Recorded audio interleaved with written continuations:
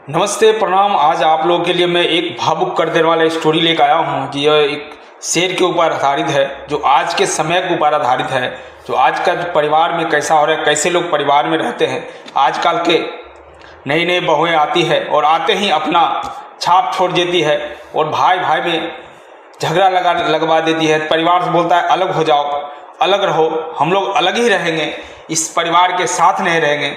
और अकेले रहने में क्या मज़ा है और परिवार से अलग रहने में क्या सज़ा है, इसके ऊपर आधारित एक कहानी है।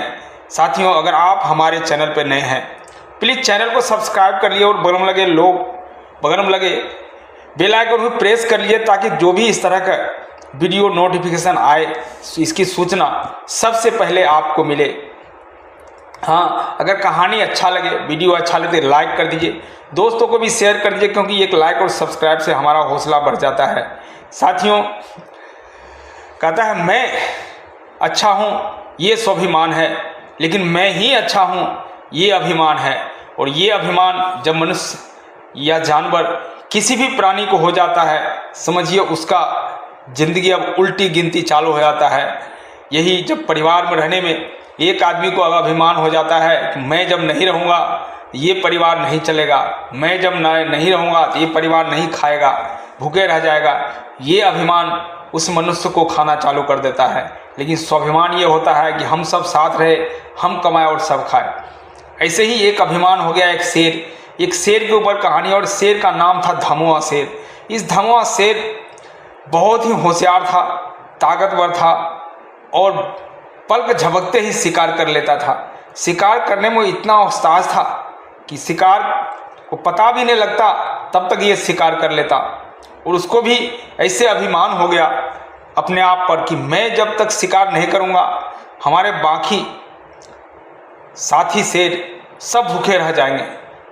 एक दिन ऐसा हुआ, शिकार करके लाया और उसने कहा शिकार पहले मैं पकड़ता हूँ तब तुम लोग पीछे से आते हो, इसलिए शिकार पहले मैं खाऊंगा, उसके बाद जब बचेगा तब तुम लोग खाओगे।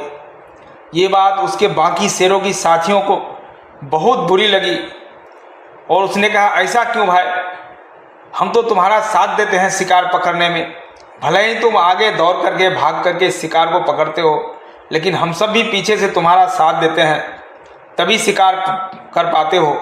बोला नहीं, मेहनत मैं करूं और खाओ तुम सब, ऐसा नहीं होगा। आज से मैं पहले खाऊंगा, अगर मेरे खाने से बच जाएगा तब तुम लोग खाओगे। ये बात बाकी शेरों को बहुत बुरी लगी। मित्रों, अगर आप झुंड में हैं तभी आपको ताकत है, अगर झुंड से बिछड़ गए तो आपकी ताकत खत्म हो जाती है।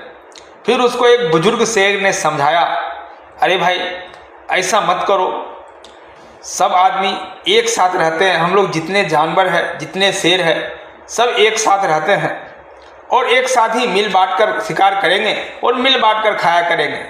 लेकिन धमुआ शेर का घमंड तो साथ में आसमान पर था, उसको कुछ नहीं समझ में आ रहा था। वो सोच यही रहा था कि मैं हूँ तभी ये लोग शिकार कर पा रहे हैं, खा रहे हैं, अगर मैं नहीं रहूँ तो ये लोग भूखे मर जाएगा।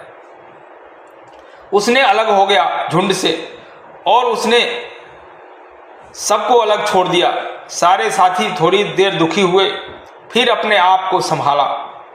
फिर उसने अलग शिकार करने और सारे शेरों के झुंड एक दूसरी तरफ शिकार करने चले गए और ये अलग हो गए उस झुंड से। इसने सोचा चलते हैं, शिकार करते हैं और आराम से हम अकेले बैठ के खाएंगे, ये लोग सारे लोग तो शिकार कर नहीं पाएंगे।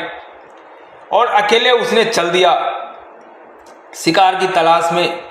जाते जाते जाते धमुआ शेर को काफ़ी जोर का भूख लगा था, इतने जोर को भूख लग रहा था, अब उसको बर्दाश्त नहीं हो रहा था। फिर उसने क्या किया, एक भैंसे का झुंड था, उस भैंसे के झुंड पे उसने आक्रमण कर दिया। और जैसे ही भैंसे के झुंड में एक भैंस को पकड़ने के लिए आक्रमण किया, सारे भैंसों ने देखा कि एक ही शेर है आज, बाकी तो नहीं है, ये अकेला है और हम भैंसों का झुंड हजारों की संख्या में है, ये शेर अकेला क्या बिगाड़ पाएगा।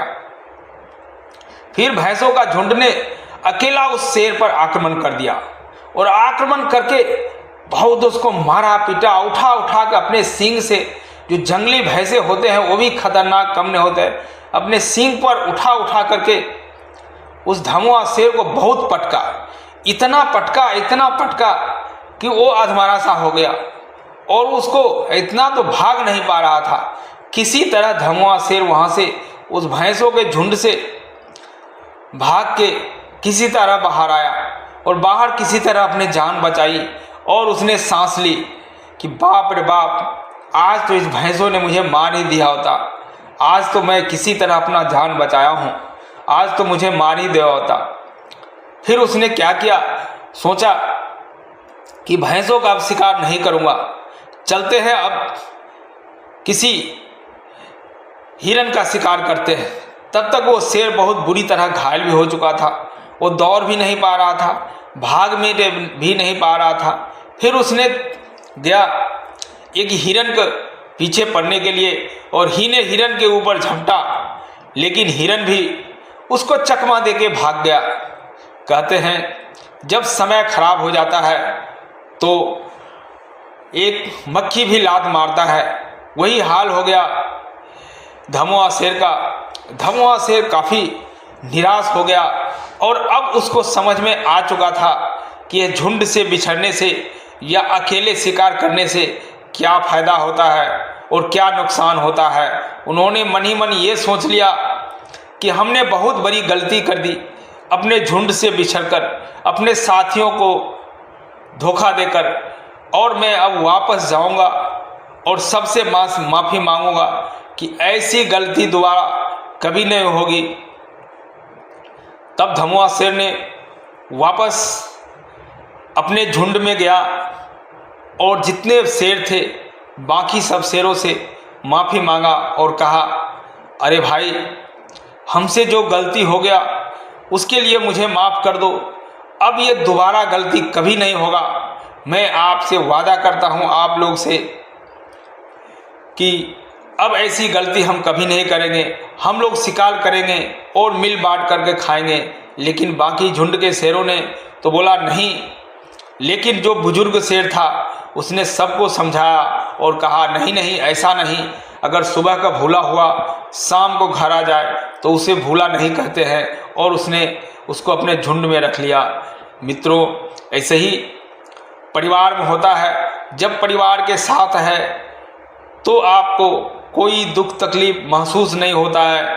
जब आप अकेले रहते हैं तब सारे दुखों का सामना आपको अकेले करना पड़ता है, क्योंकि जो सुख या जीवन आपको परिवार के साथ रहने में है वो सुख और जीवन कभी नहीं है, कहीं भी नहीं है। इस कभी भी आप अगर परिवार से बिछड़ रहे हैं तो इस बात का ध्यान रखिए कि अगर कोई दुख आता है तो सिर्फ दुख को सामने करने वाला सिर्फ मैं हूँ।